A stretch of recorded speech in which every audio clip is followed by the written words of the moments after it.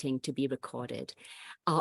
Very quickly, the flow of the evening is we will start now with a short contemplation, which Tatiana will lead us into.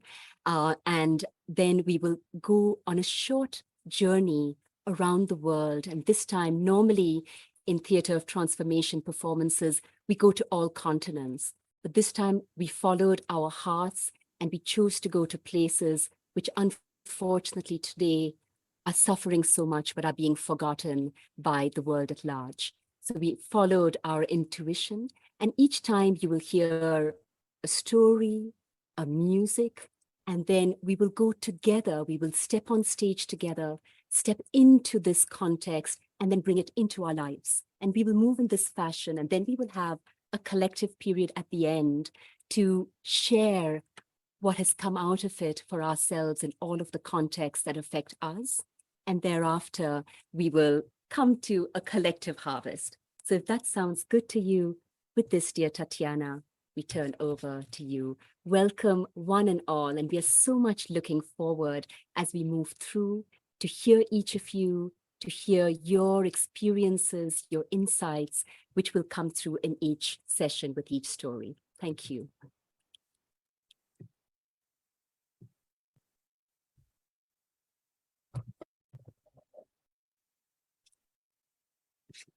Tatiana, we're not yet hearing you, dear. Can you hear me now? Yes. Oh, yes. Okay. So welcome, everyone. It's such a joy to see you and be here with all of you.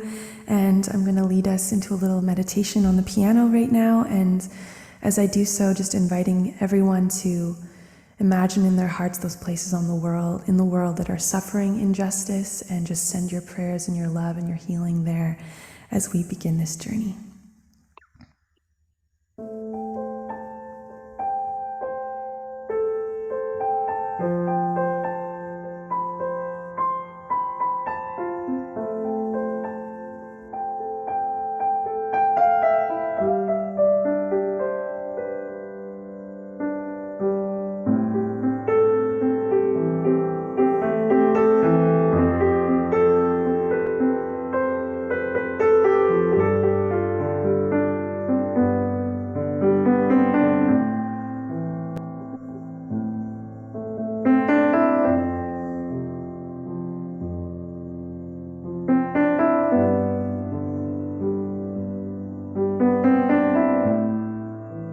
Let us bring into this space, the sacred space we are creating together,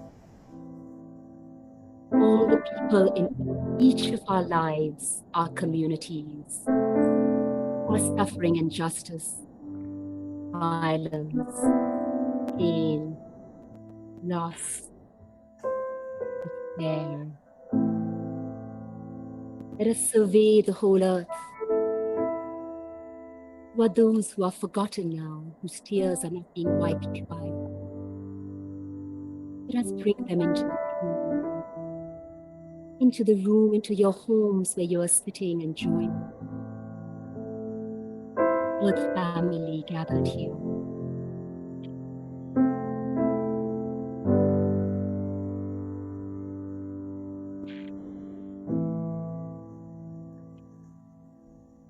And so let us embark on this process today.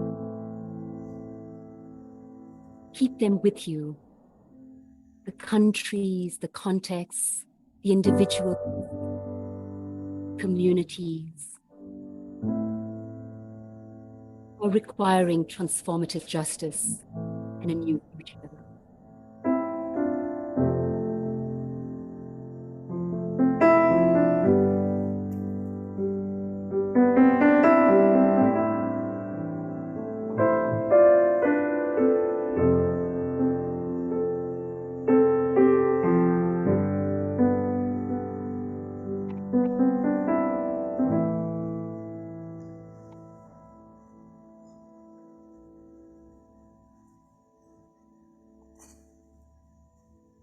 Thank you. Thank you, dear Tatiana. Thank you all. We light this candle to symbolize the presence of all those you have brought into the space with us. And now we begin our journey. And we start with a country which has just collapsed after so many crises into utter disrepair. Sri Lanka.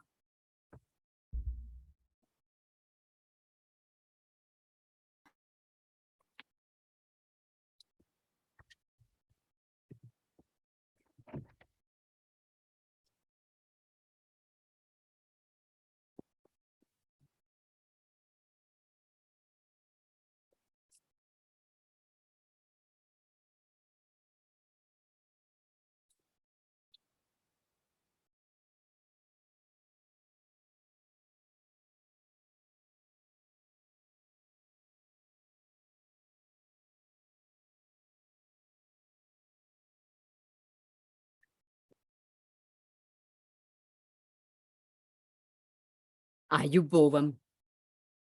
So good to see all of you. So good to know you are all concerned about Sri Lanka. My name is Bradman Veerakun. I am now 92 years old. As you can tell from my name, Bradman, I was born in a Christian family. But by good fortune, I married Damayanti, a Buddhist. And seeing the love and compassion, the loving kindness with which she greeted every person who passed our threshold, made me a practicing Buddhist as well. For you see, I was a young man when our country finally achieved independence, and my only goal was to be a servant to our people and help to build this country as an independent and free nation. So I became a civil servant. Nowadays, civil servants do not want to remember that their title is servant. We are here to be servants to our people. They think that becoming a civil servant is to lord over their people and to manipulate them and take bribes. Ah, no. I was fortunate in those early days of my youth and of our marriage. I was posted to remote areas around the country to live and see how our people were struggling and making a new life in an independent land. I was particularly fortunate to be based in Jaffna, the Tamil region, and there I could get to know the Tamil people. They are such a good people, so devoted to our beautiful country, such a rich history and culture. When I returned to the capital, there were many excellent people that I hired to come and work with me in the Prime Minister's and President's office, because I have the dubious honor, you could say, of having served as a senior advisor and chef de cabinet to 7 presidents and prime ministers. Do not ask me how I survived that with my integrity intact. There were times when I had to resign and step aside because I simply could not agree with the head of state. My humanity and my values mattered more to me. And in such cases, I had to seek refuge abroad. But each time, even after retirement, I would be called back by my prime minister or president with a request. I just want to share with you 3 stories that touch my heart. All of them inspired by the memory of my beloved departed wife, Damayanti, my Buddhist wife. In 1983, that terrible year, when our beautiful country, which was a role model in South Asia, began to crumble step by step. The beginning of our civil war started then. At that time, one of the families of the Tamils who I had hired into my office was living with us in a part of our home. Their beautiful daughter, Anoki, would come every morning when I was having breakfast and say good morning to me before going off to school and show me how beautifully she had plaited her hair. I loved those moments because I only had one son. On that dreaded day, I had just come home from work and was sipping a cup of tea when I heard the mob appearing at my gate. I was only wearing my sarong, but I went rushing to the gate. I stopped them there. Surely they had found out that there was a Tamil family residing here, and they had come to kill them. I stopped them and I said, "Over my dead body will you enter this gate. Go away, go home, live in peace." The next morning, the president appointed me to be the Director General of the efforts for humanitarian aid to the Tamil population. I was given the power to requisition any means I needed, from the military to the police to anything at all, to support our Tamil people who were fleeing everywhere in the country. We were setting up refugee camps wherever we could. When I came home that evening, a shock awaited me.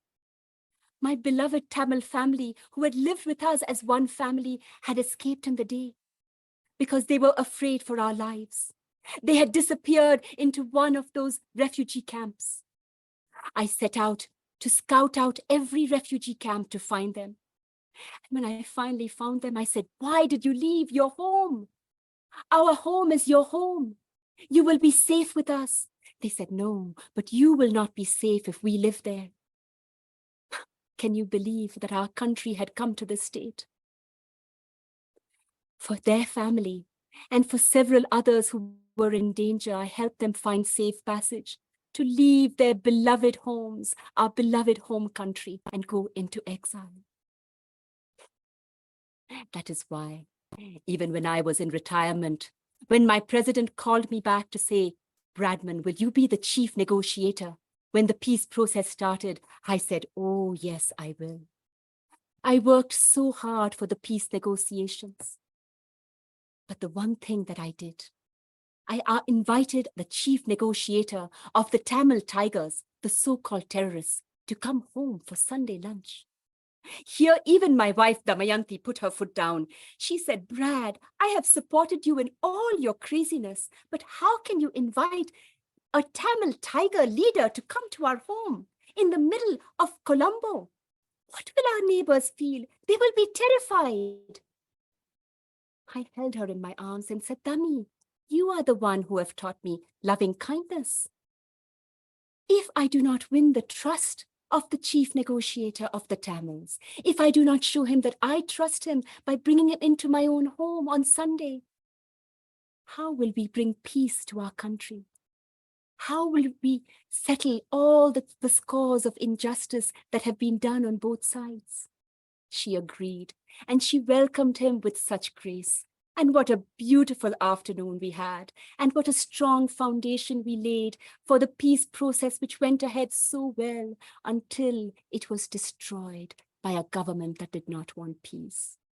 So imagine when I was 85, and in the brief period we had for reconciliation, when the new president invited me again to say, "Will you be the head of the repatriation effort to bring back the refugees from the Tamil refugees to our country?" I said yes, and I would go with my cane and greet them as they came back from long years of refuge. I would say, "Welcome home," and I would accompany them to their new homes and give them packages of compensation to start a new life. This has been my only dream, that our country would become again a home for all its people with all their diversities. But now when I look out of my window from my bed at the age of 92, I see everything that we built up torn apart by corruption. But my dream to serve my people, to make it a home once again, still burns bright in my heart. Yes, my dream still burns in my heart.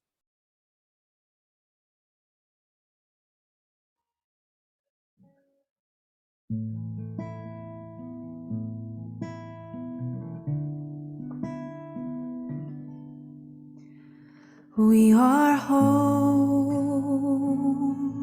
We belong to this earth and to each other, part of the great web of life. We are home, and together we remember our true name. We are humanity. We are humanity, part of the great human family.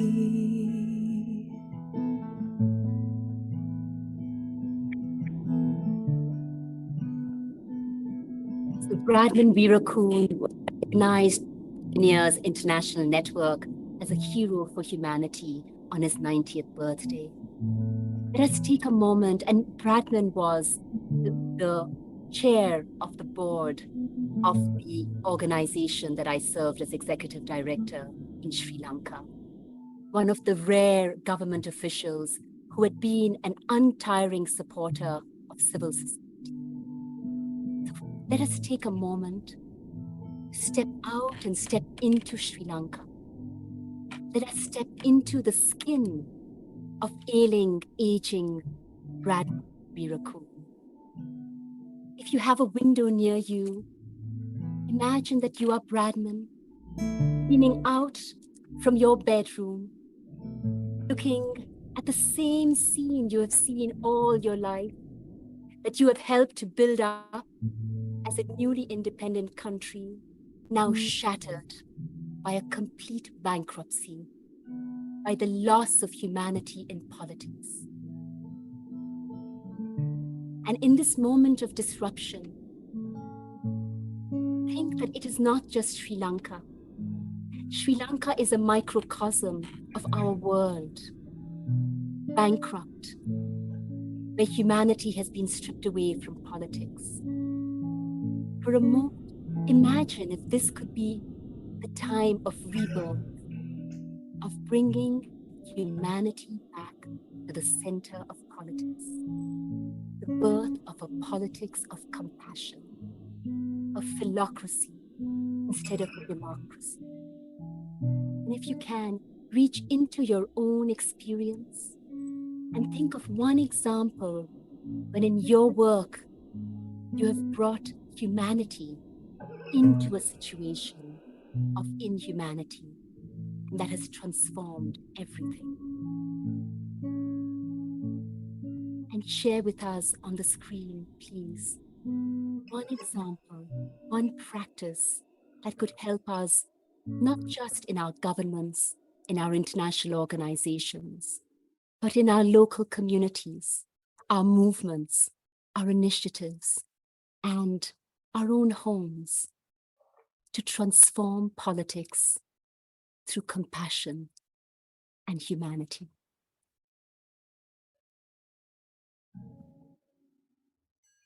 And we would be so grateful if you could put just a word into the chat of a practice of kindling humanity in the midst of politics. And with that, we move with Tatiana from Sri Lanka to a country whose abject suffering worsened last summer, and we have already forgotten them in the tragedy of Ukraine.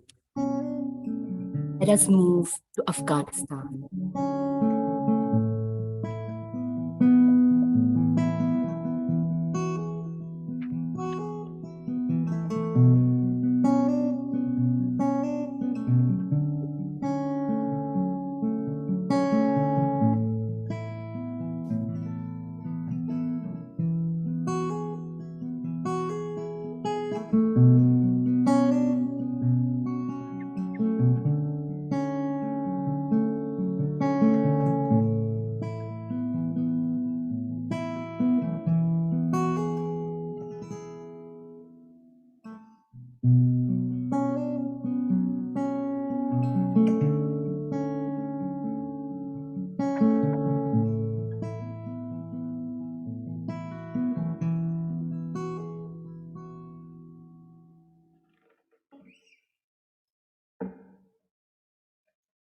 My name is Munira Yusufzada. My father was a Hazara. My mother was a Pashtun. But I am only an Afghan and a human being. My father was a Mujahideen. He fought for the freedom of our people from the Soviet occupation. For this reason, our lives were very dangerous. We had to escape as refugees to Iran. But it was very difficult for Afghans to live as refugees in Iran. My father was killed being a Mujahideen, fighting for our freedom. My mother took care of us all by herself. I still remember those days when I would have to work sewing carpets to help my brothers and I to go to school. But I loved education. I saw that many Afghan girls were no longer being sent by their parents to school. So I decided when I was in high school, I will start a school for girls from Afghanistan. I went from home to speak to the parents, and I said, explain to them why is education so important. And they sent their girls to my school. My school became so big that the government of Iran recognized it. They even gave me an essay prize for an essay I wrote about Afghan girls. I love writing. My heart is the heart of an artist, and art is my great pleasure. My art was spurred by the inspiration of my mother, who would tell us children stories about the beauty of Afghanistan, the history of Afghanistan, the monuments of Afghanistan, the great leaders, the culture, the poetry of Rumi of Afghanistan. So I dreamt of returning to our country. And so when the Taliban were removed from our country, we went back to the beautiful country of Afghanistan. But when I reached, I looked around and I asked my mother, is this Afghanistan? This rubble, this ruin, there is nothing left. How can it be the beautiful country you talked to me about? For 2 years, I did not know what to do with myself. I was like in a black hole, lost. Until I found my purpose. I told myself, Munira, you came back to this country to help to build peace. You came to help to create a different future for the children of Afghanistan. Get up. You must do something. And so I decided to follow my heart. First, art, and second, ethics. I started an organization for women artists. For the first time, we women, poets, singers, dancers, theater, painters could come together and share our art. We could even have art exhibitions together and create an association. That gave me so much pleasure. I would go out into the streets with paper and pencil and color pencils and meet with the street children, who were so many in our country because of the war. And I would ask them, what is your dream? And I would ask them to paint their dream so that their future would be different from that of the Taliban. But my ethics drove me to also join the government. I decided to join the Ministry of Internal Governance. My job was so good. I would go around the country to remote provinces, and I would be invited into the home of ordinary Afghans who in every one of our provinces had suffered so much. I would ask them to tell me what they had suffered and what they dreamed of for the future, and I would carry their messages back to our ministry to shape new policies. Because of my hard work, I was appointed as the first woman to be the deputy governor of Kabul province. It filled my heart wherever I went. The girls would look at me and the women would look at me and they would think, if she can become the deputy governor, so can I. They could see a different future starting for Afghan women. Then I was appointed to become the first woman to be the deputy minister of defense. Yes, never before had a defense minister been a woman. But the more that women rise in our society, the more that the Taliban and the conservative men hate us. So many threats against my life, so many attempts to humiliate and shame me. But I held my head high. until last year, when our international friends forgot us, abandoned us. And when the threats were too dangerous, I took my beautiful daughter, Pari, only 16 years old, and we had to flee with just one suitcase, leaving behind so many members of our family. We came to America because it was the only visa I had, with nothing, nothing. But you know, the times are very difficult now. Here, for us refugees, and in Afghanistan. But I have not given up. I look into the eyes of my daughter, Pari. I see how she is doing so well in a new school, in a new country as a refugee girl. I see how she is writing letters to the President Biden to ask him to pay attention to Afghanistan and not forget his duty at the age of 16. And I see in her the hope for the future. And I tell you all this, our daughters will be the future women leaders who will create a world of peace. We will have a world that is a home for everyone again. I look in my daughter's eyes and I know that our future will be better. Tashrakur. Thank you.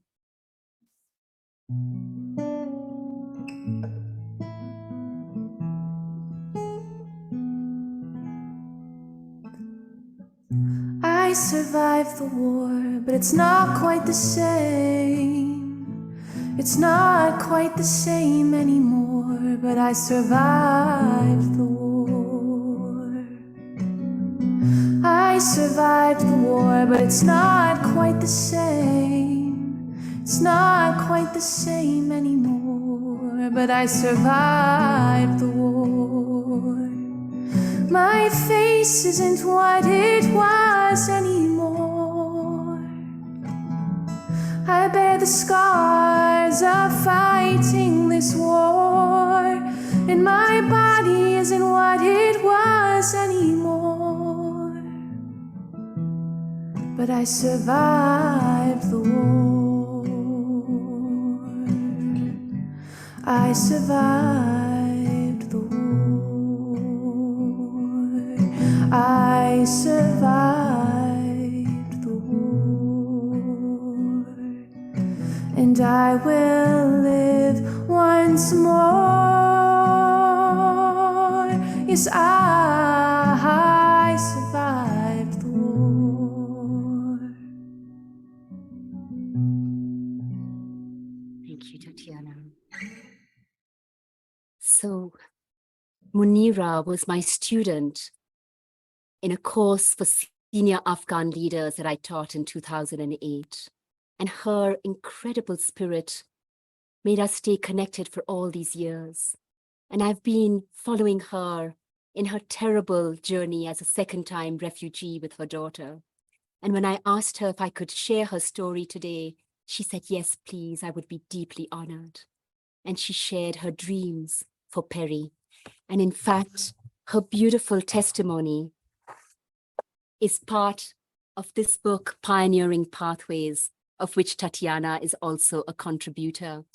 And I invite you to get a free copy, which our dear team member, Paulina, will share with you on the screen. So you can hear, you can see Munira's story, and here she shared an image of a shoe covered with blood and mud, which is the only souvenir she has of her brother who was killed in the war, just like her father was.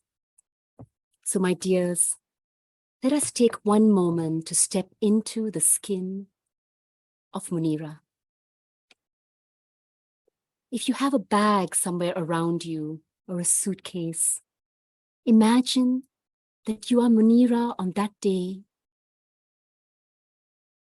where you are packing your suitcase with the minimal belongings for yourself and your daughter, to once more flee your beloved country as a refugee, your heart full of all those you're leaving behind, your heart full of bitterness that those who have tried to destroy you, the Taliban, the men who do not want to see women in power, have succeeded for now. And the future is bleak. So just take a moment to be Munira. And as Munira, look at the fate of your country and look ahead at the uncertainty that awaits you in an unknown land. And the future you imagine for your daughter. And now look through Munira's eyes.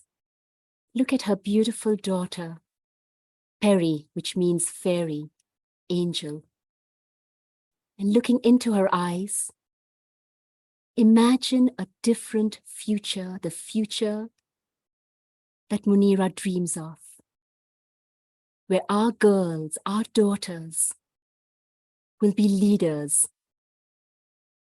of a new world where women are honored and respected. And now bring this into your own lives, your own contexts, your communities, your countries, your cultures, and focus on a place where the suffering against women, violence against women, dishonoring of women continues. And think of one practice, one example where you have managed to transform gender injustice. What was that you did, or that a colleague did, that changed the paradigm of gender justice in your movement, your community, your family, perhaps?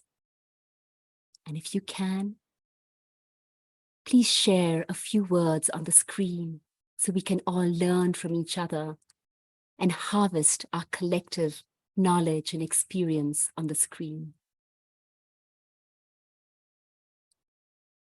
So I invite you to share for a moment your contribution to changing the paradigm towards gender justice.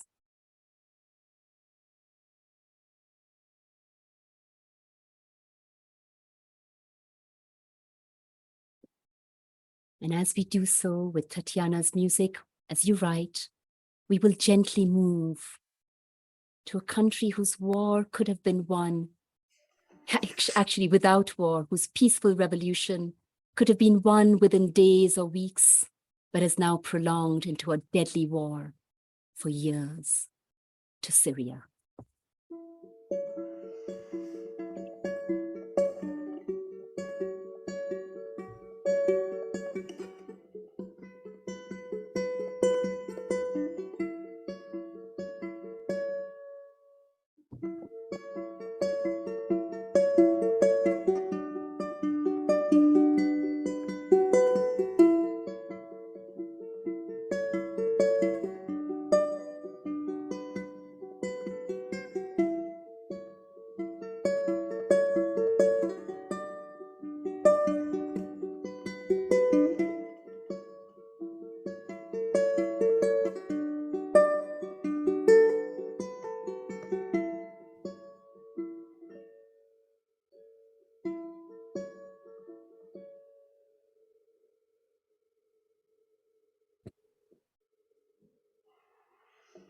Hi, everyone.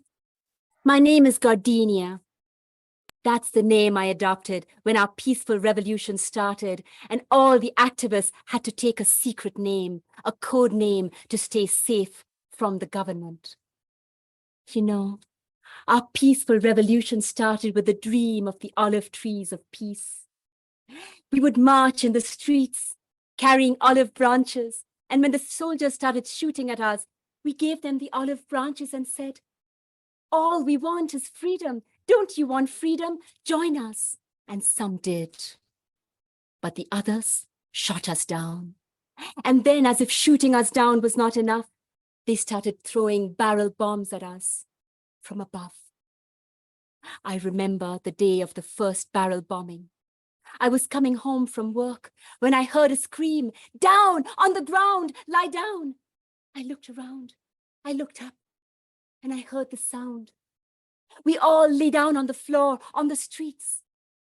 The sound was deafening. It went on and on and on. When I got up, I could see nothing, just smoke. I rushed to my home. Our home was one of the first to be bombed. Not even a souvenir to save for the future. But do you think we Syrians just lay back and waited for international help? We started ourselves to help ourselves.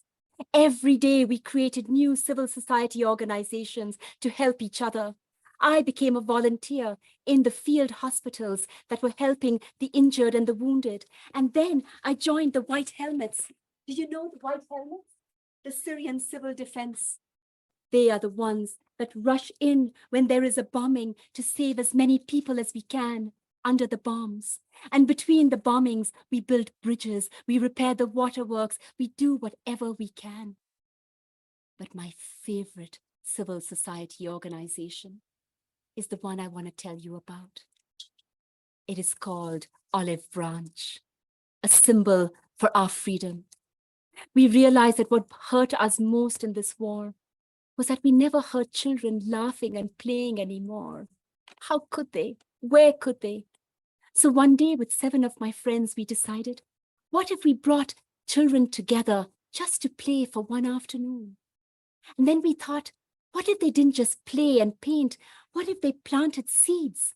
What if they planted olive saplings to symbolize peace and freedom?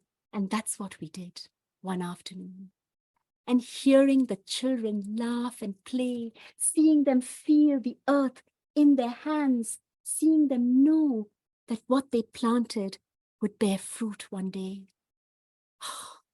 We said this cannot be just one day.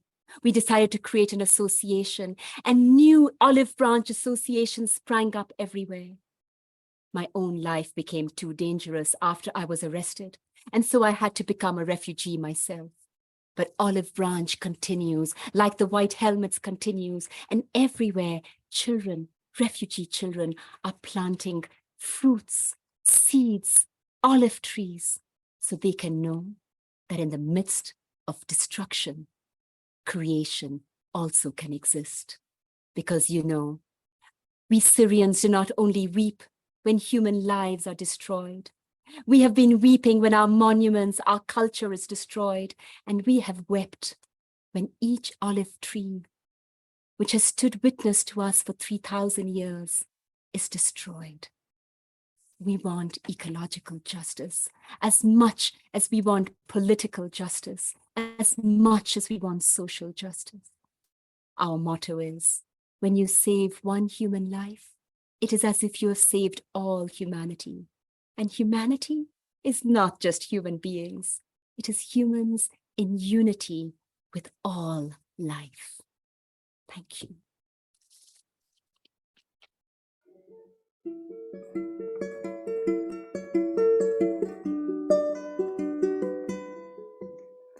Zaitun, you heal us, you feed us, and you set us free. We plant your seeds deep in the earth, and as the seeds grow, we hear the children laugh again.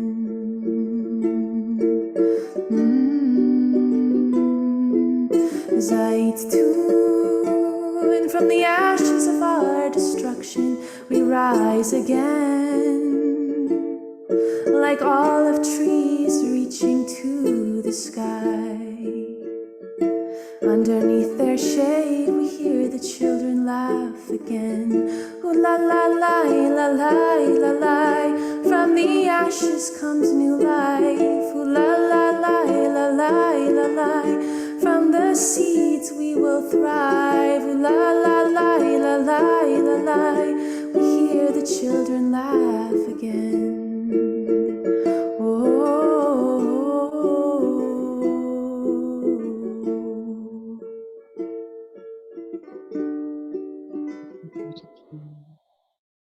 So Gardenia was one of the many Syrian heroes I met in my close association with the White Helmets, especially in 2014 through 2017, when I was so grateful to be successful as a jury member of the Right Livelihood Award to award the White Helmets with the Right Livelihood Award, also called the Alternative Nobel Prize. And today I was in touch with both Farouk, the first one of the founders of the White Helmets, to whom I said we would be sharing their story today, and he sends his warmest regards. And to Noor, another founding member of the White Helmets, who, having lived earlier in Ukraine, is now serving as a humanitarian in Ukraine. He said he would be trying to join us. He's now in transit in Lisbon, but he sent his warmest regards to us. So let us take a moment to put on, if we have something white, imagine a white helmet on our heads. If you have a plant somewhere near you, maybe you just touch a leaf, touch the earth. Yes, thank you, Nilima. That is beautiful. And just feel how we are moving beyond the Anthropocene. We are embracing ecological justice. Through our children, through each of us, we are reconnecting. Each seed we plant in the midst of conflict, we are creating ecological justice. We are creating a world where we reconnect as human beings with Mother Earth. We're creating a world that is safe not just for humanity, but for every living being, every insect, every life form. Let us share this dream, the children of Syria, and imagine as they planted their seeds. What were the dreams they were sowing and planting? And now bring this into your own life. Imagine planting a seed. What would be the seed of ecological justice you would wish to plant as we hit a crisis point of ecological injustice and planetary crisis? And what is one example, one practice in your own life and work where you have brought a measure of ecological justice, reconnecting human beings with Mother Earth, bringing other life forms into the safety of our work, honoring and preserving them? And if you could, like your beautiful, powerful sharings on gender justice, share with us one example, one experience, one practice that we could all learn from. Do put it on the screen as we move the seed of ecological justice, of a rehumanized political justice, of gender justice, to our last story, which is in my home country, India.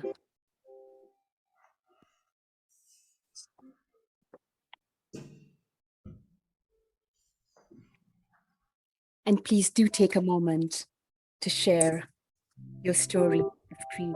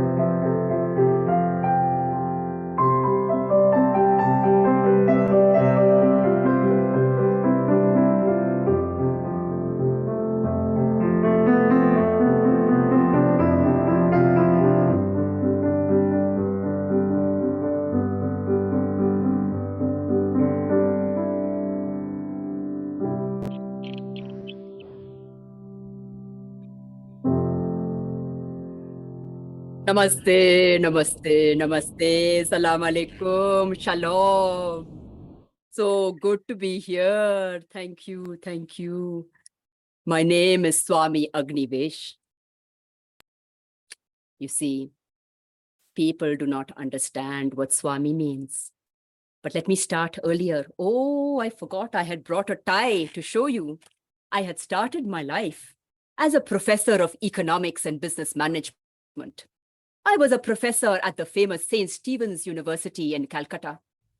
But I would sit in my nice office in the ivory tower of university and look outside and see all around my country so much injustice of every kind. Every system in our country, every institution was plagued with injustice, from politics to religions to our caste system, to the treatment of our women, our devis, the goddesses who we treat as slaves. You see, my love for and respect for women and my fight for gender justice started when I was 8 years old. My mother, who was the Devi of the family, the goddess of the family as the elder bride, overnight when my father died when I was 8, she became a widow, and that means a witch. She was treated like a slave and a servant in the same family where she had been treated so well until the previous day. Why? Because it was her fault that her husband had died. She was not even allowed to wear her beautiful saris anymore. She must dress only in a white cloth, exposing her shoulders to the public so that no one would mistake that she was a widow, a cursed person in society. So you can imagine, when I became finally a professor and with my decent salary, I could bring my mother to live with me away from the shame of her family of marriage. How happy she was. So you can imagine her shock when one day I took off my tie and my jacket and I said, "Mother, I have decided to renounce not just my job, but my name, my caste, for we were Brahmins, and my identity. For this is the meaning of being a Swami, giving up one's very identity and possessions to become one with all." People think because India is full of Swamis and everyone is wearing a saffron robe and chanting mantras that is the purpose of being a Swami. No, my purpose was to fight for systemic justice in my country. Every kind of justice. Can I sit and fight sitting inside an office? No, I cannot be in a university. I must be in the streets with the people. I started off in the most difficult place with the bonded laborers, actually the slaves of India. Slavery has been abolished in the world, but do you think it has disappeared from our societies? Far from it. Hundreds of thousands of people are spending from generation to generation. Why? Sometimes because great-grandfather may have borrowed 50 rupees, maybe to marry his daughter off, maybe to pay for the school. And for that reason, they are sold into slavery generation about generation, told that they can never repay their debt. I mobilized these people. I said, "Do not be helpless. We can fight for freedom." Oh, the police came and the rich businessmen came and they shot at us. They put us in prison. I have been to prison more times than I can count. Prison is a very good place, like Mandela and Gandhi found. I found that prison is where you learn so much.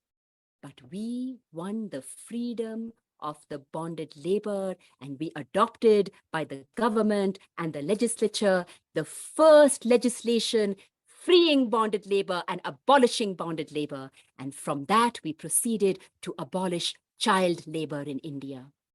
But I can tell you, it has continued till today. How many delegations come escaping from slavery and come and find me and say, "Swamiji, come and help us. We are still living as slaves." But that was just one campaign. My campaigns for women's justice break my heart. Starting off with trying many years ago when they tried to burn a bride and reinstitute the policy of bride burning, of widow burning, sorry, when a young bride became a widow, to burn her, you can imagine that I would not tolerate this. And my policy from the beginning was, if you want to change the system, work with religious leaders and civil society leaders across every section of society. So I would mobilize the Hindu, the Muslim, the Jain, the Buddhist, the Sikh leaders, every single background, the Parsi leaders, and not just the men and the women together. And we would lead marches across the country and meet with the people and try to change the views. But my saddest campaign is that the violence against women is not just from birth to death. Now it is even before birth. Do you know that in my country, almost 100 million female fetuses have been destroyed? What kind of society is this? What kind of inhumanity? Educated people, not just villagers, not what we like to believe, the poor people, even rich people, are killing the fetus of their girl child. This has been the campaign against female feticide, one of my many campaigns, trying to educate people to realize ladka ladki ek saman, ladka ladki ek saman. Girls and boys are the same, and girls are your true pride. You see, after so many religious meetings, like the one after 9/11, the terrorist bombing, when the Pope had assembled all the religious leaders together in the Vatican, we sat there, and when my chance came to speak, I looked around and I said, brothers and sisters, leaders of all the religious institutions and denominations of the world. And then I paused and looked around at every single face over there. And I asked them, each one of them, but where are our sisters?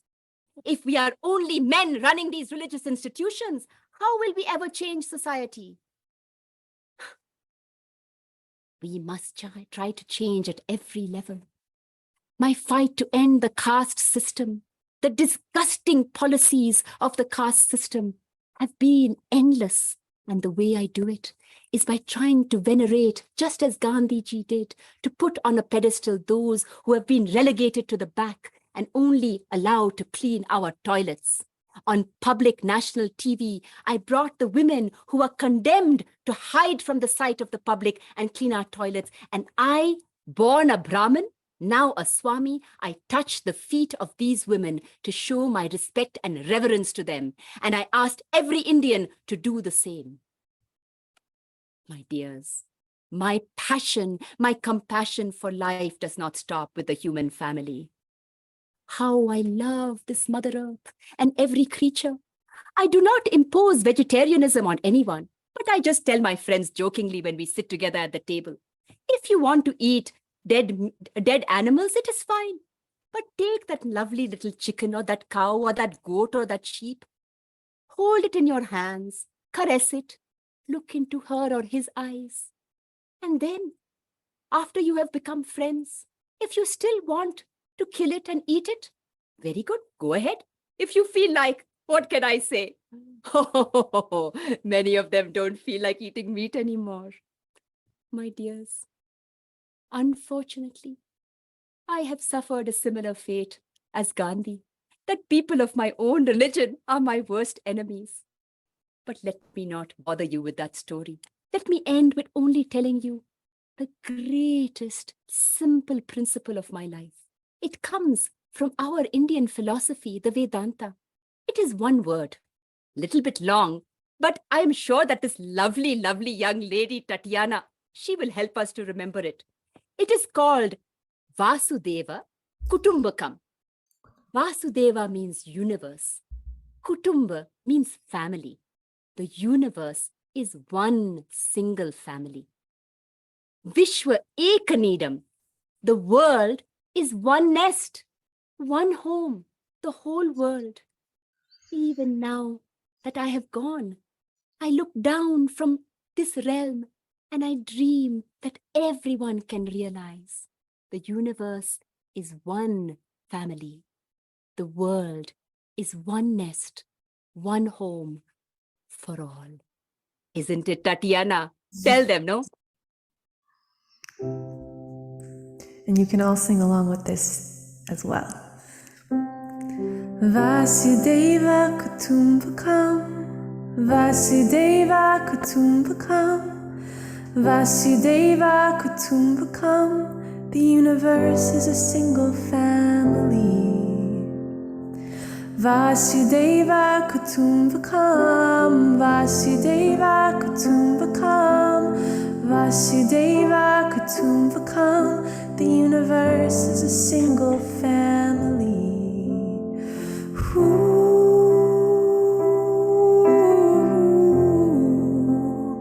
I can hear the one heart beating. I can feel the one life breathing.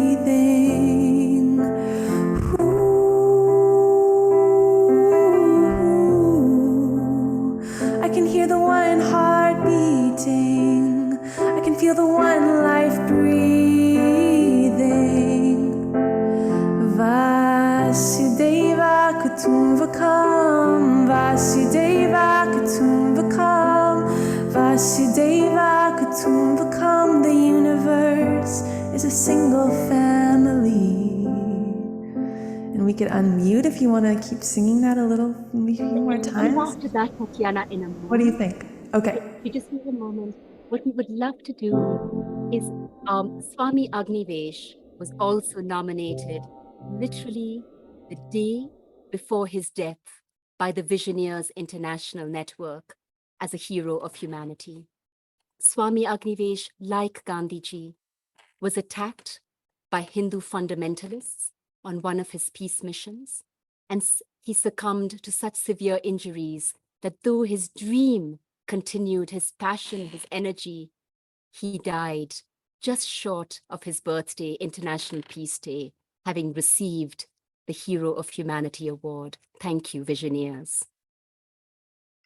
Swamiji, I met in 2003 at one of these international gatherings, and he has been a fundamental part of Justice Unlimited, of Theatre of Transformation Academy, and he has been at the heart of Home for Humanity.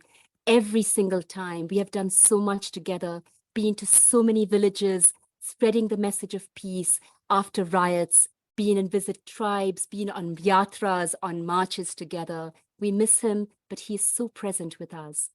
He is now looking upon us from the other world. So let us step into the soul of Swamiji. So imagine yourselves now for a moment going beyond this mortal body as liberated soul. And like the first voyagers to the moon, and like the Hubble telescope that can see the whole universe, imagine you are the soul of Swamiji looking down at the universe, at our beautiful blue planet. And imagine that, like him, you're seeing the tragedies worsening on our planet. And yet, you're holding in your heart your unshakable conviction, Vasudeva Kutumbakam. The world is wakening to realize the universe is one family and we are one nest. And into the space from the awakened knowing of your highest self, your soul, your boundless being, step into your own soul's light, your own highest wisdom. And think about the way, with this spiritual justice, knowing that beyond the justice of retribution is a transformative justice which heals the wounds, the historical wounds of the past, of our entrenched systems of injustice, and creates new systems, inclusion and regeneration. Imagine this being the time for systemic justice. Each one of our systems, political, economic, religious, cultural, ecological, everything else, educational. Now, from your own highest wisdom, share with us when you bring your soul's wisdom, your spiritual light, your humanity. into your crusade for justice and transformation for our future. What is one experience, one practice, one breakthrough that has happened in your highest self, your soul shone through in the struggle, justice, freedom for our future? Please share this on the screen, because with this we want to open all the mics and share your stories. Let's have one more sharing. And the great, great gift is Tatiana today is launching a very special song, which will be played while you share your experience of how systemic justice transformative can achieve our humanity, our souls, our spirits into the heart of our struggle for justice and the rebirth of a new world. So Tatiana, yes, so we are inviting you at once to do two things: to share your words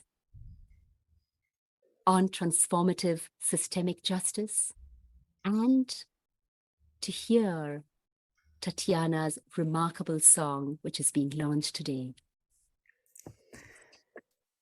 And just to clarify, Rama, the song is not, this is a sneak preview for just you guys, because the song itself will not actually drop until September or October, but this is I wanted to share it in this context because of the theme, and the song itself was inspired by an event I did with Rama on World Social Justice Day a couple months ago, and the song is very, very special to me, and it is going to drop in September or October, but I wanted to take this moment and share it with all of you first,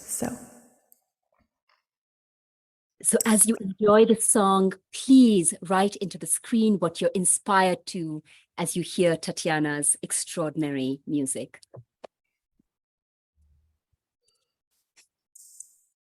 Is Polina going to share it, or should I share? Oh, there we go.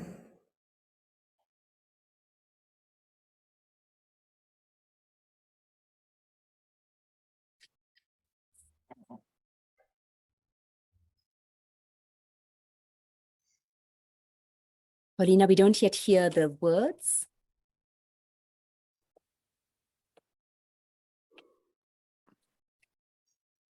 All right.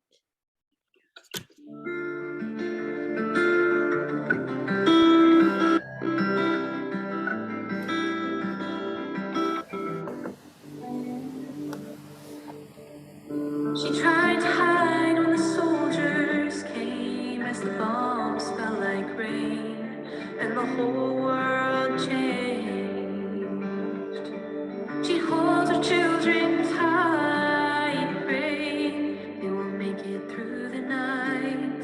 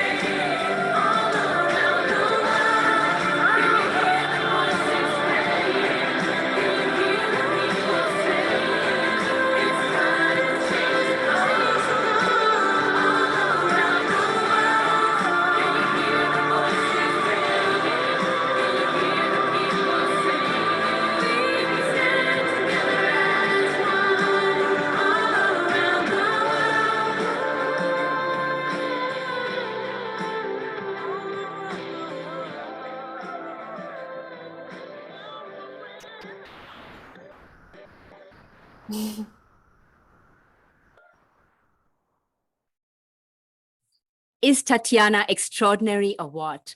I want to pay a special tribute to our youth because Tatiana has been suffering from a terrible throat, and yet that was the reason why her songs were a bit short, but she managed to pull off this extraordinary, extraordinary feat. And Paulina, who is extremely unwell, our extraordinary team member, is extremely unwell, but being unwell, she's out there holding up the whole stage and keeping this going.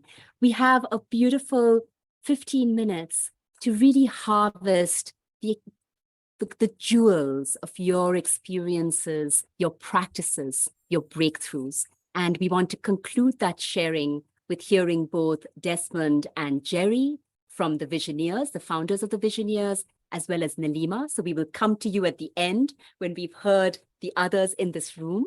So we want to hear what you take away from this session, but we would love to hear of the things you've shared. Basically now in this closing circle, what is your key takeaway? What would be one way that you would want to bring the spirit of transformative justice that is future building and not just healing the very necessary healing of the past that is far beyond retribution or punishment? Transformative justice, which is nurtured by our humanity, by spiritual justice, which includes ecological, cultural, gender, and epistemic justice. So we would love to hear what you do around, since we are a small group, to hear something from everyone. Just come in and start sharing. Just maybe raise your hands or wave, and you can just unmute yourselves. Gordon, would you like to begin? And please do introduce yourselves. So this can be a time of those who don't yet know each other, discovering each other. Well, Rama, I am so touched by what you and Tatiana have done here. And you're showing us the very process of transformation, which is what the creativity of our hearts in response to what we see, but what is actually possible. So it's that imagination, the creativity of our hearts, moved by what we see in front of us that is unjust, that is disconnected, and then what we see as our real possibility, and that's the power, to clarify our wills by that vision of what's possible. So anyway, thank you both. This was so beautiful. Should we go to Marina? I could see you nodding as Gordon was speaking. Yes, a demonstration of Sorry, compassion. do introduce yourself. So Gordon, great change maker, member of Evolutionary Leaders, member of the Visioneers, leading Potential Good, and a co-author with Joan Borisenko of several books. But please do introduce yourselves and you start. Dear Marina, go ahead. Marina Aksenova. I'm assistant professor of comparative and international criminal law in Madrid, currently in Lisbon. And yes, I felt very much that it was a demonstration of compassionate justice, justice that is based also in the heart. The mind is very important tool, but it's a tool. And what I feel and what I felt today was an opening of the heart, and it is continuous. And with Tatiana's voice and the music, it was a very immersive experience. So the biggest takeaway is being in the heart for me today. So thank you. Thank you, Marina. Beautiful. Who would like to go next? Joan, I can see that you are nodding. Would you like to go next? And could I please request those who are not on camera, if you have the possibility and you're willing, it would be just amazing if you could now open your cameras, if you would be willing to share. Hi, everybody. I'm Joan Borisenko, and I just want to say how beautiful that was, Rama and Tatiana, to be immersed like that in all the senses. And I think art and music really bring things alive for people, as does the opportunity just to connect like this and to share with each other and to know that none of us is alone. I think I put this in the chat. One of the things that really stood out for me, it's like one of these things we all already know it, but somehow or other it came to me in a whole kind of more multidimensional way. I'm quoting you, Rama, that in the midst of destruction, creation can also exist. So that's hope. And what I take from this is hope to see so many people in your own countries and also, bridging between countries come together like this gives me hope. There is indeed creation, and I'm so glad that there are whole new generations coming up, and that's their vision. So may that vision of hope and justice and compassion for all manifest itself. Thank you so much for doing this. Thank you, Joan. And you would all know, for those of you who don't yet know Joan's work, of going from being a physician dealing with body health to really dealing with mind, body, soul health, and her numerous books, which are highly recommended. Great. Priyanka and Linda, you've turned on your screens. So we have Priyanka, who's been a journalist in many, many war-torn countries or post-conflict countries, and Linda, who is now seeking a way to build peace in her, unfortunately, conflict-ridden country of Cameroon. So which of you would like to speak up first and share what's your takeaway and what's on your mind, or what's the practice you would like to share? May I go, Rama? Is this a good spot? I think Priyanka or Linda was going to go. Sorry, I apologize. Oh, yes, Lorianne, I see you now. I didn't recognize your voice and see your hand. Just a moment, Lorianne. I think, let's see if Priyanka or Linda want to speak. Priyanka. I can go ahead. Yeah.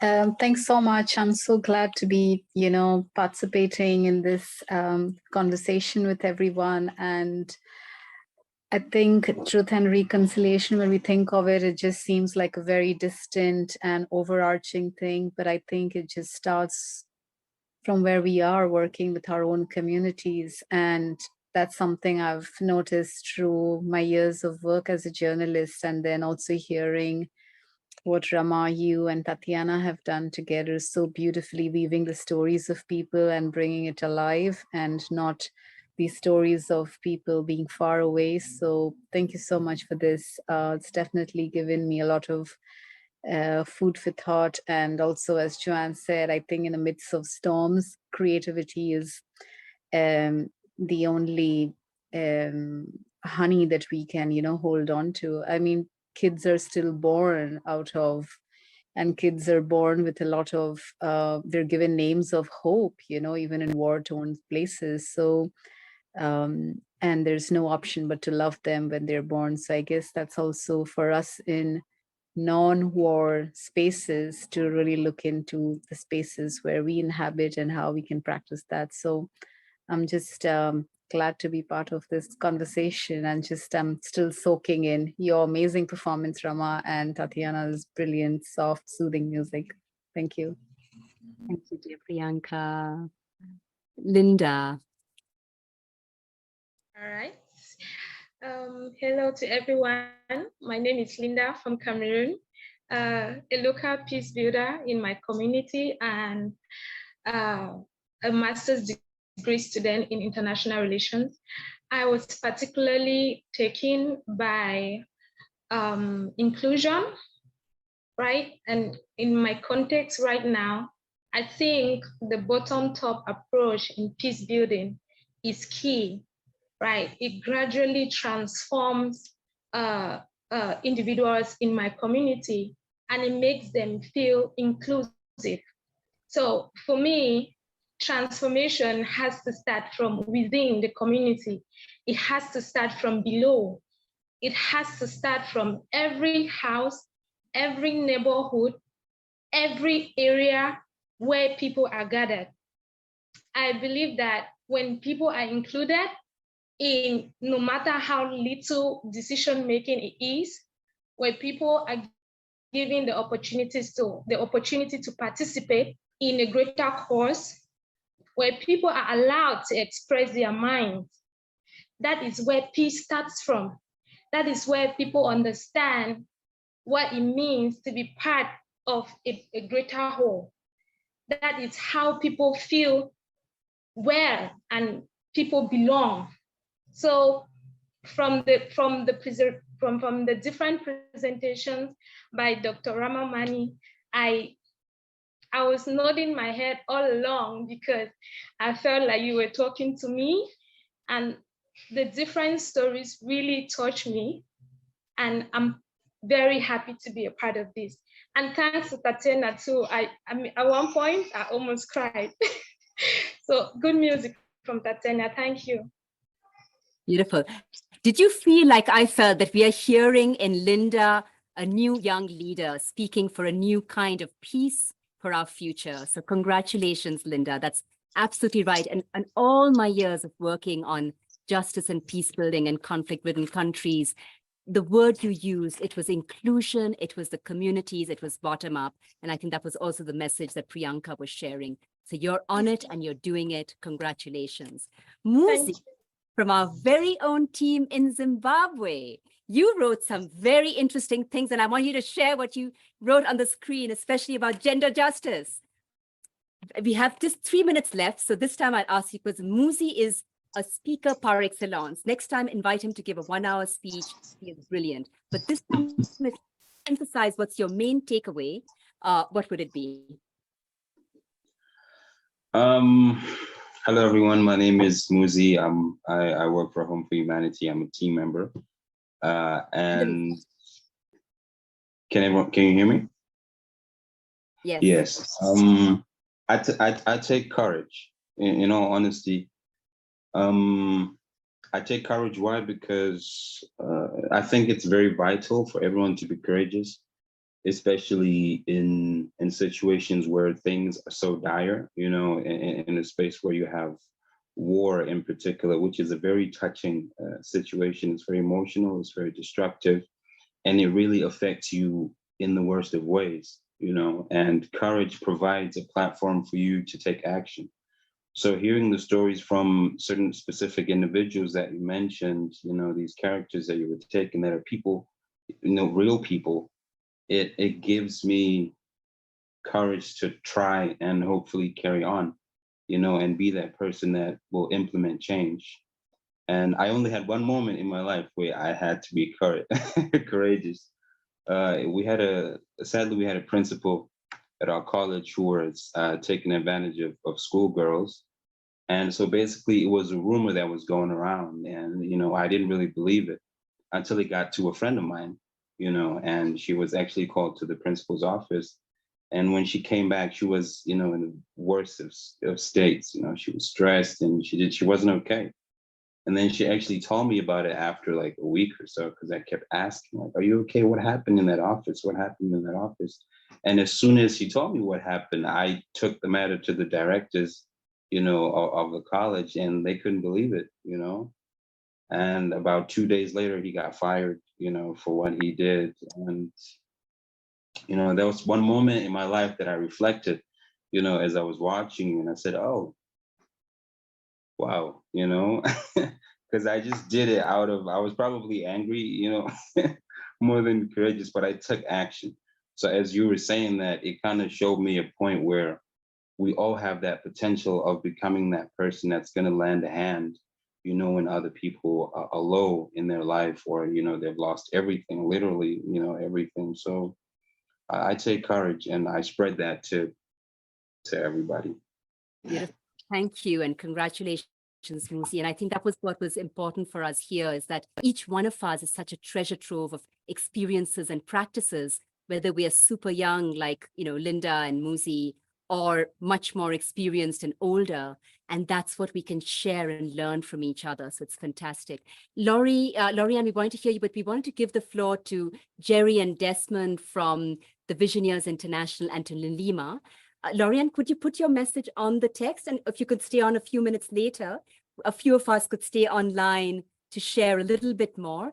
And we want to, of course, hear Tatiana's beautiful voice closing us so we can leave with a sweet note. So first to you, Jerry and Des, and then Nilima as the convener of Truth and Reconciliation will bring it full circle. Just unmute, Jerry. Can you hear me now? Yes. First of all, this is a very beautiful common experience. And I want to just say a word as a neuroscientist that, people say we are connected, we are one family, we are, they give all the words of saying this, but neuroscience is showing us that we are indeed one family. And what you have done is very interesting. We expect that justice is, and the rule of law is a government job. But in this moment of despair that we have,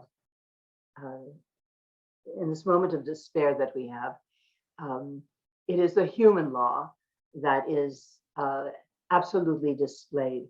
And Linda, by saying she was having tears, of course, tears is our expression of what is happening when we listen to action against injustice. What it does is it opens the heart space, and the neurons that are now found in the heart and in the gut begin to act, and they open our heart space to something new and different. And what the Visioneers are all about here is taking actions like the ones that the last gentleman spoke about, and celebrating and honoring that and putting it forward. And I just want to say one more thing. We noticed that Cyril Ritchie is on this call and hopefully listening. He's the president of the non-governmental organizations of the United Nations. And I think that what's going to happen in the future in this moment is existential moment of danger for our species. In this existential moment, when we have heard that the James Watt telescope shows us that we are probably among thousands, maybe millions of communities out there, that we have something very unique, very special here, very sacred here. And in general, this is not part of the space that is delivered through our media. And as the Visioneers, what we want to do is say, this is the new way of thinking. This is the way we need to act as we enter the age of consciousness. And I'll tell you that people like Bradman Wirakun and Swami Agnavish and the other people that you spoke about so eloquently and so beautifully are giving us something that is the most universal and most powerful thing that there is in the whole world. And that is humanity hoping for a better future. So the last person spoke of courage. I would like to say that the Visioneers are speaking of hope, and to invite all the people on the screen to join us at our launch on October the 9th. And we will send you the invitation through Rama and Alexander to come and join us and be part and participate in how we honor each of you and give you the opening. We're going to give you the opening to look into your communities and tell us who is worthy of this kind of honor. And it will be the people's revolution that will change justice in the future. So thank you so much for creating the space.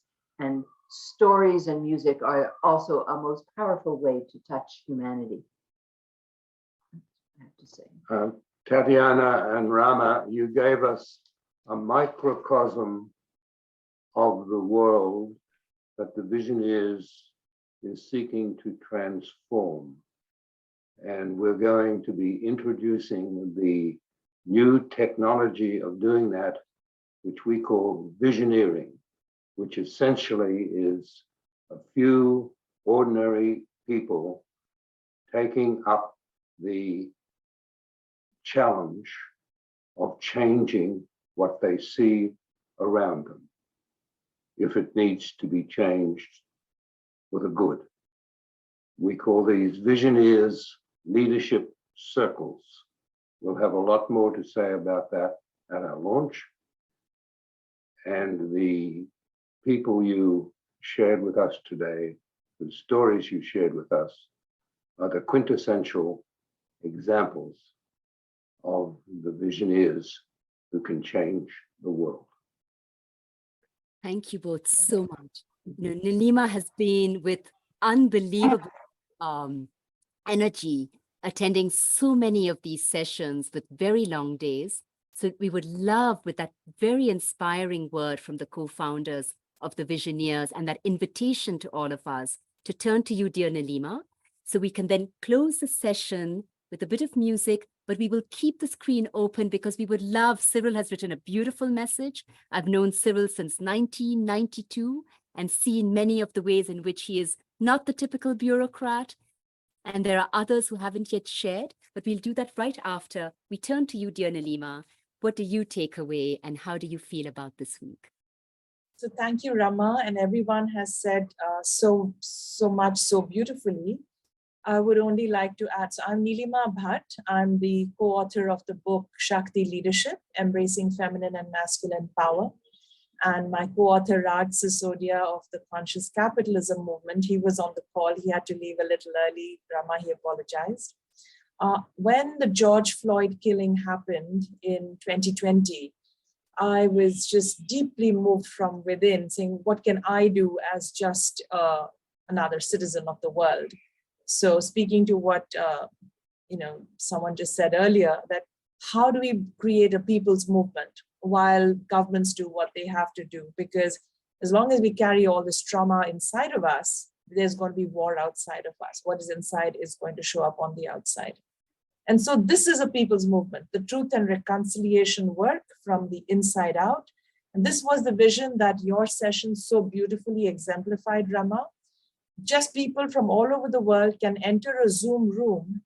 And if we can, through the kind of experience you and Tatiana gave us today, we can get in touch with our humanity, we can heal our inner schisms, we can love, accept, forgive, and let go, whatever needs to be done. That microcosmic healing, we have to trust, also informs the macrocosm. What happened here today, we have to trust, has also healed the universal unconscious in some way. So that's all I want to say, and thank you so much. This movement began 3 years ago. It just seems to be getting better and better with the quality of people who are showing up. So please continue to do what you're doing, and we shall get there together. Thank you. Thank you, Nilima. You know what we wanted to do to close, because we want to end with Tatiana's voice and all our voices ringing in our ears, is to ask all of you what is, actually, you've already done it. Oh, it's beautiful. Look, it's on the screen. Everyone has put, what is the feeling in you right now as we close the session? And if you put that word, if Tatiana's voice supports her, maybe you can create some magic with that, or you could give us Vasudeva Kutumbakam again. Over to you. Sure, let's see what words we get. There's some beautiful ones.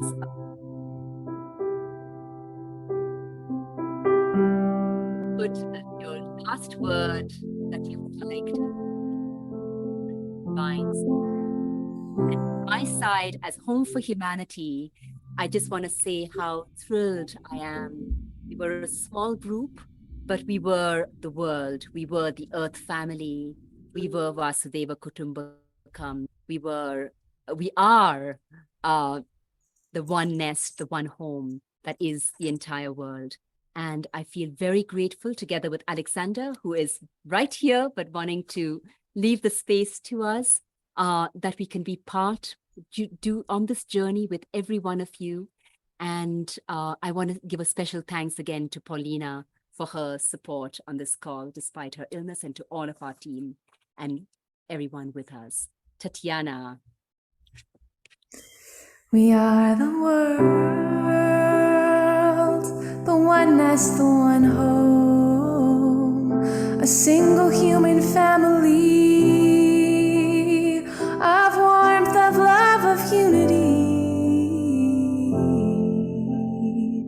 We take a refuge in the heart, our shared and sacred home, and sing the one love together now. We could sing it all together now.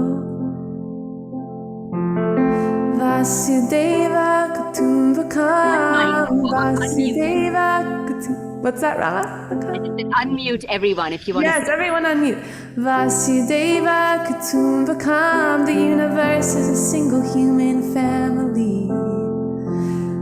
Ooh, I see the smiling faces.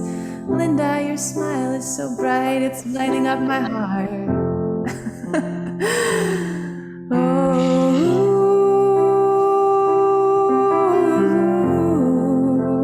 All around the world we gather to share our humanity. That's the change we want to see.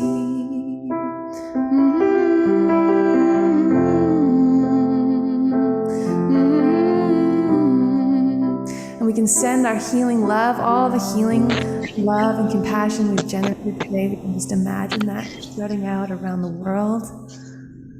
Sending out our prayers to the ones who need them around the world. Everyone gathered here, sending out our messages far and wide. Vasudeva Kutumbakam, Vasudeva Kutumbakam, Vasudeva Kutumbakam. The universe is a single family. Vasudeva Kutumbakam, Vasudeva Kutumbakam, Vasudeva Kutumbakam. The universe is a single family.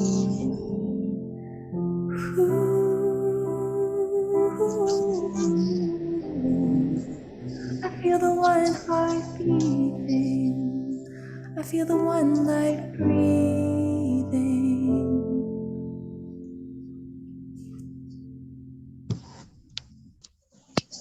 On that incredible note, we officially end the session. For those who need to leave, for those who want to stay a few more moments and share now, that would be very, very welcome. Thank you so, so much. Thank you, Tatiana. Thank you to each one of you for all you shared.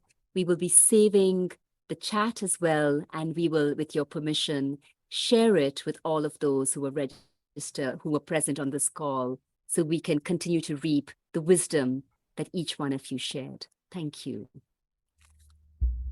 So I think Cyril shared a bit, but he disappeared. Ashok, Anna, you are here. And Marita, I remember you from our last session. It would be wonderful if you wanted to share anything. And Lorianne, we have to start with you, Lorianne. I'm so sorry I couldn't give you the floor because I was concerned about Nilima and Jerry, Nilima having to move on to the next session. You still have one more coming up. Yes. So lovely that you could stay with us. So Lorianne first. Thank you, Rama. Thank you. I did post in the chat my comments, but I'll speak into the space, mostly to just express so much my gratitude for the work you're doing and offering. It's profound. Well, first of all, introducing myself. My name is Lorianne Speed. I'm Tatiana's mom. So proud today, of course.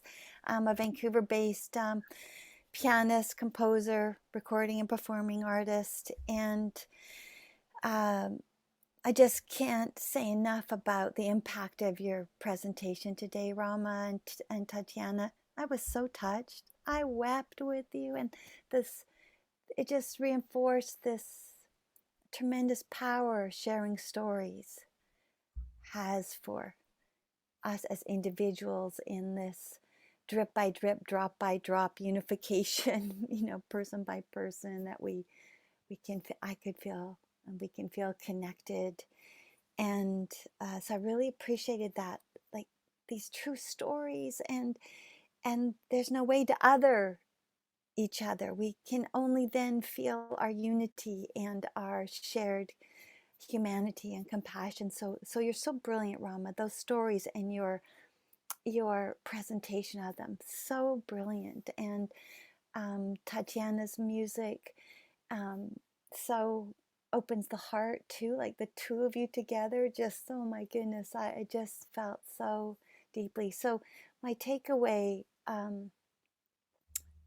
is just, again, being reminded as an artist of the power of art and creativity, power to transform, to connect, to like with our intention. I mean, I'm an instrumentalist, and yet in each note can come this vibration of love that still opens the heart. And once the heart opens, we can then join with others. And so I feel just proud to be an artist, and really touched by the energy here, and everyone who's come together and coming out of isolation. And I love seeing the Visioneers here. Hello to the Visioneers. I'm so proud in this moment to be actually in activism, in action with you all, even just by our presence here, just by committing our time and our love and our shared prayer for humanity, and in being here together. So I yield the mic back to you, Rama. Thank you so much for the opportunity to speak. I appreciate you all. Thank you. Wonderful. Jerry, if you don't mind, I just want to make sure that others who've stayed on get a chance to speak, but I'll come back to you at the end for the last word. So anyone from Marita's home would like to speak?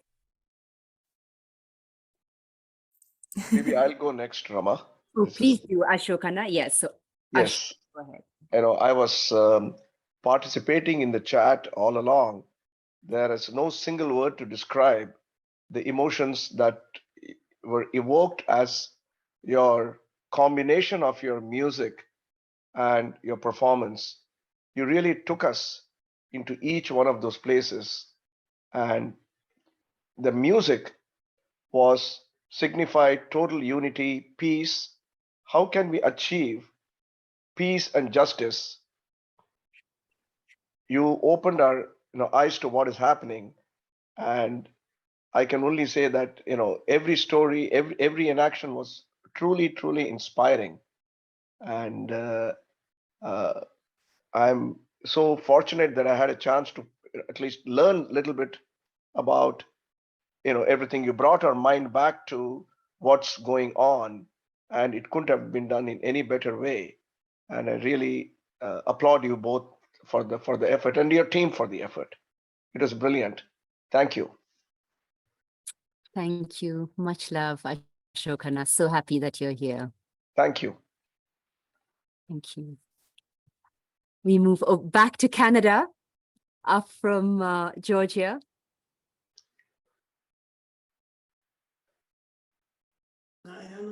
Yeah, hi. So I'm Les Tulloch, Rita Tulloch's husband, and the two of us are working in the realm of spatial dynamics, which is really quite a new social impulse in the world. And we work with people all over the world, showing them that we have a choice in where we live in our different spaces. And especially that idea of connecting through the solar plexus, this plexus of nerves that gives a new way of heart thinking that is so needed. And your presentation by both of you was totally, I could sense this openness in my whole being. And the main point that we try to show people is that we all have a choice in where in our space, hopefully outside our personal space boundary, we can meet what comes towards us from the outside, traumatic war situations, whatever. If people just realize that they don't have to, take this jerk, this space inside themselves, that we can actually invert it. And this is what you've done through your stories, Rama, is, you can actually make it so you include all of us so that we can evolve in our most human form, to enhance humanity. And I love working with Tia. We're actually right in the middle of doing a 10-day training right now, so we're taking a little break. yeah, so thank you so much for sharing this. Tia only told me last night, so I'm glad this is our lunch break, so it worked out perfectly. Thank you, Tia.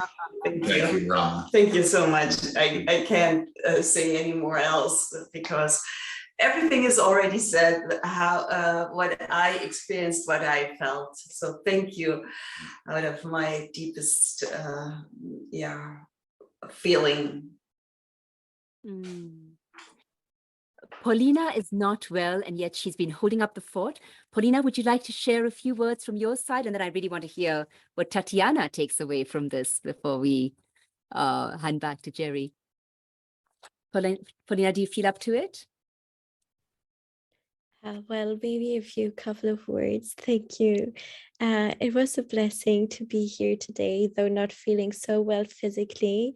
It definitely made a difference to my heart. And I'm very happy to have experienced this space. And Rama, you know how deeply you bringing these stories to life touch my heart, and how deeply they resonate with me, and how much they make me feel that there is hope for transformation, for true embodied transformation in each and everybody's lives.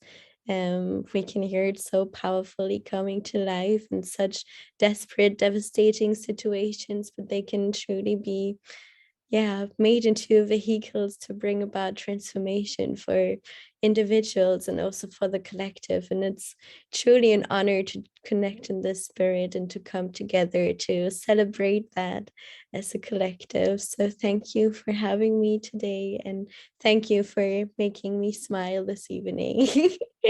So I might be sick, but my heart is smiling very deeply. Thank you.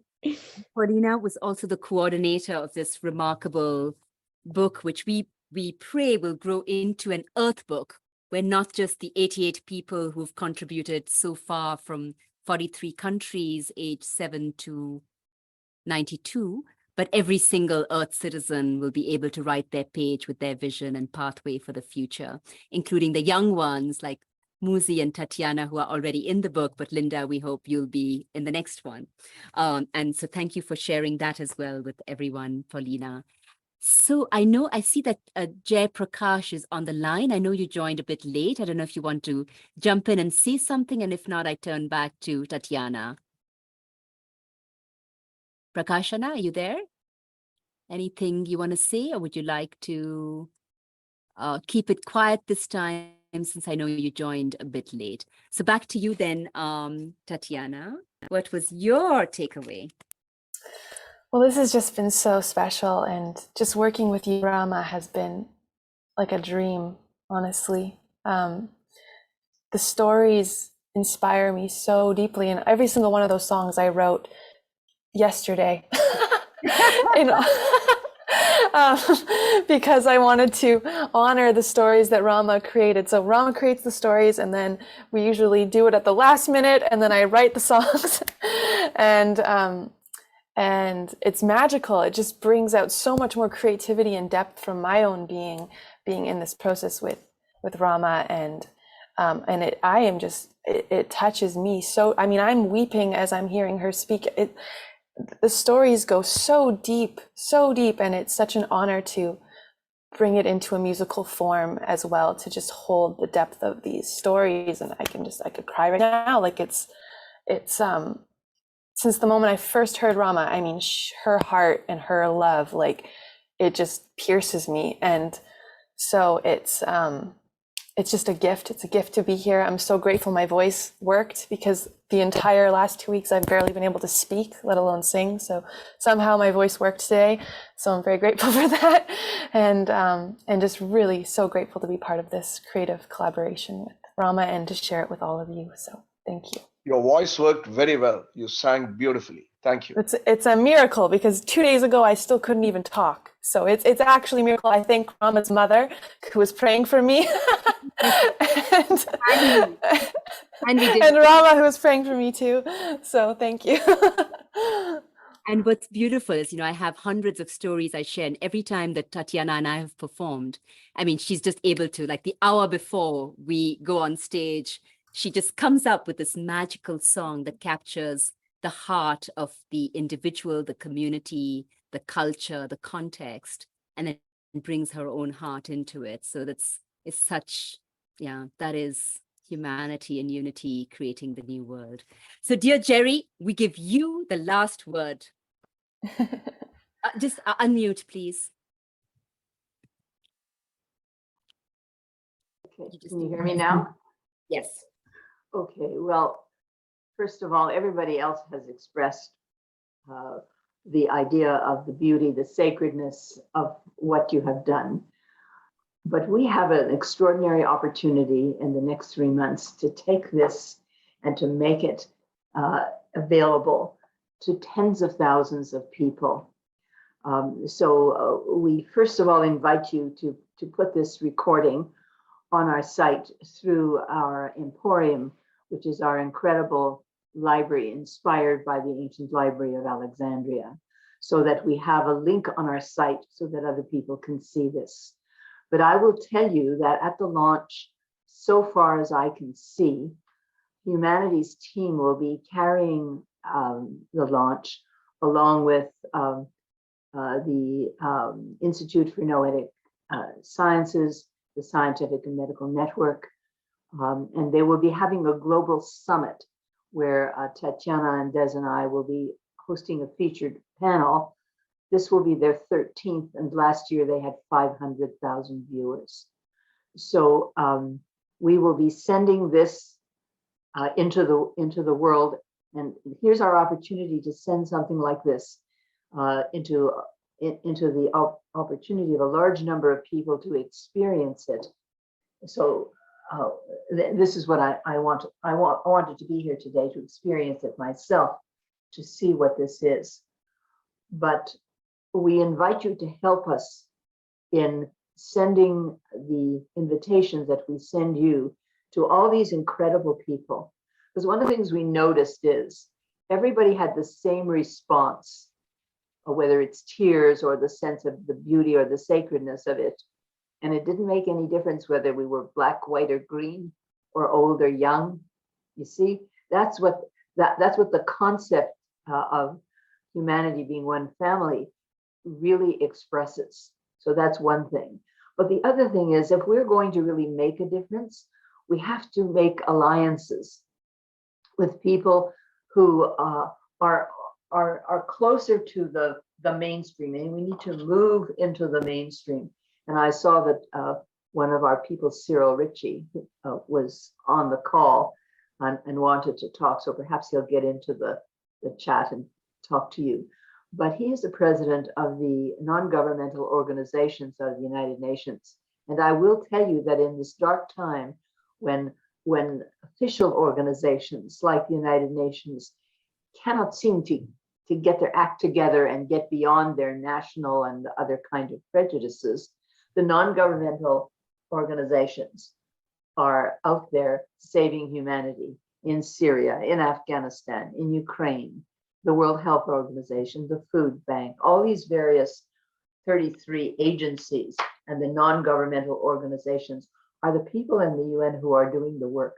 And so making alliances in that way that you can do through the Visioneers by just weaving Home for Humanity just seamlessly into our process will give us a much bigger voice. So next time you run a process like this, you will not be able to have a big enough screen to show it. And that is so important. It is so important. And one of the things that is really important here is that we need to honor and celebrate those among us who are showing the way, like you and Alexander, and like Tatiana, and like Cyril Ritchie, because evolution doesn't happen all of a sudden, everybody is evolved. No, it happens by leadership. And let me tell you something about leadership, that it has to do with greatness, with that inner sense of courage that it takes to do what Bradman Raccoon does when he goes out in his sarong and tells the people to go home. That little piece of example, multiplied 1,000,000 times around the world, is what is going to change us from saying that we can't do it to saying, yes, we can. And so I would just like to invite everybody on the screen to join us, and we will send you the information that they need to do that, and you send it out to them for us. And we look forward to your contribution once we get going, because we have created these what we call visionary leadership circles, which are going to empower every single person who registers and gets on the launch to do two incredible things. First of all, to have access to the greatest wisdom in the world, because we are going to deliver this kind of wisdom in 10 episodes following, and give them the package of this to use. And we will give them the launch, which will be musical and storytelling and really quite magnificent. But the other thing that is at a university, one of the most powerful and biggest universities in our country, people will be welcomed by the president of the university. You see, there are all these people on the faculty whose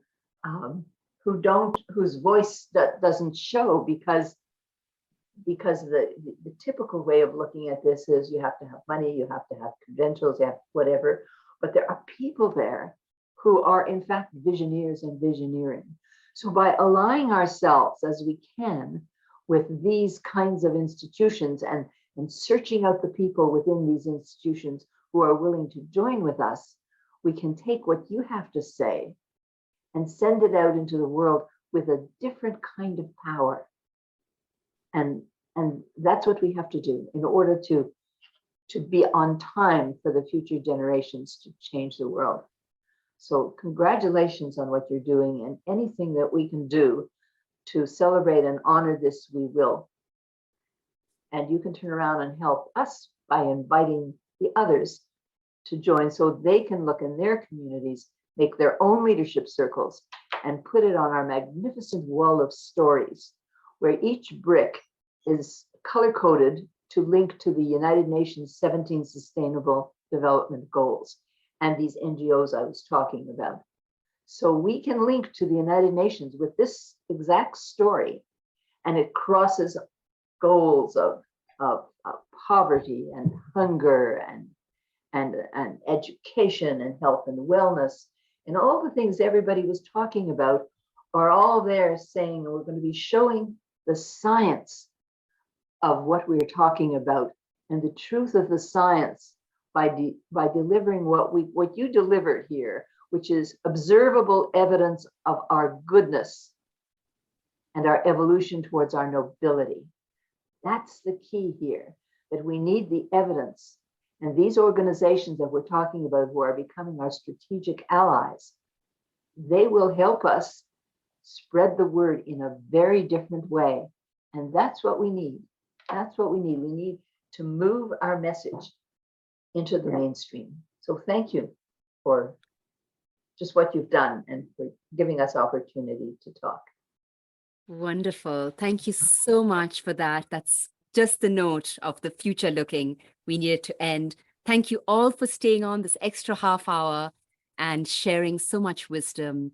And à la prochaine, as you say in parts of Canada and in the country where we now reside. À la prochaine, and in fact, à bientôt. Bye-bye. Thanks to everyone for your support. Thank you, Tatiana. Much love.